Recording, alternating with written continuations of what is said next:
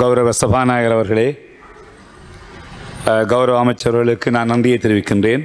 விசேஷமாக இந்த பிரதேச செயலக பிரிவிலே சுமார் 30% முஸ்லிம்கள் வாழ்கிறார்கள்.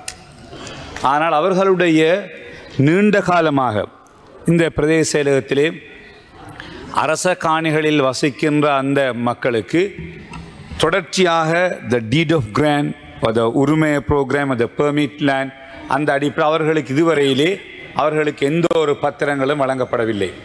அவர்கள் தொடர்ச்சியாக புறக்கணிக்கப்பட்டு வருகிறார்கள். ஆக அது தொடர்பிலே கௌரவ அமைச்சர்கள் உரிய நடவடிக்கை எடுக்க முடியுமா?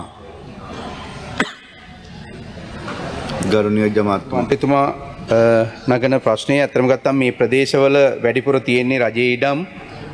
මේ වෙනකොටත් ප්‍රාදේශීය ලේකම් කාර්යාල මට්ටමින් ඒ ප්‍රදේශවලට සම්බන්ධ වෙලා නිරීක්ෂණය කරමින් ශ්‍රේෂ්ඨචාරිකා යෙදෙමින් තොරතුරු එකතු කරගනිමින් ඉන්නවා.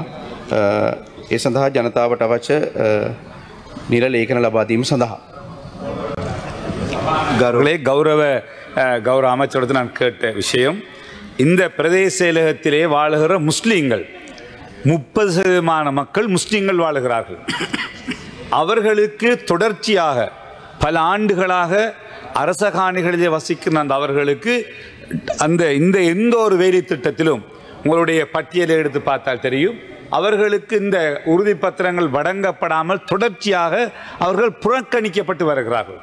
ஆகவே கௌரவ அமைச்சர் அவர்களே, இது தொடர்பிலே ஒரு விசாரணையை நடத்தி உண்மையிலே இவர்கள் புறக்கணிக்கப்படுகிறார்களா என்ற விடயத்தை, குறிப்பாக அரச காணிகளில் வசிக்கின்றவர்களை வெளியேற்ற வேண்டும் என்று முஸ்லீம்களுக்கு எதிராக மட்டும் வழக்குகளை போடுகிறார்கள்.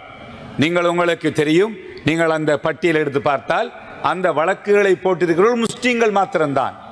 ஆகவே இவ்வாறு முஸ்லீம்களுக்கு எதிராக மட்டும் அந்த பிரதேச செயலகத்தால் சில நடவடிக்கை இது தொடர்பாக ஆராய்ந்து நடவடிக்கை எடுப்பதற்கு ஒரு கௌரவ அமைச்சர் கொண்டு அமைச்சினூடாக ஒரு ஒரு ஒரு உறுப்பினரை கொண்டு அல்லது குழுவை நியமித்து உரிய நடவடிக்கைகளை மேற்கொள்ள முடியுமா என்று கேட்க விரும்புகிறேன்.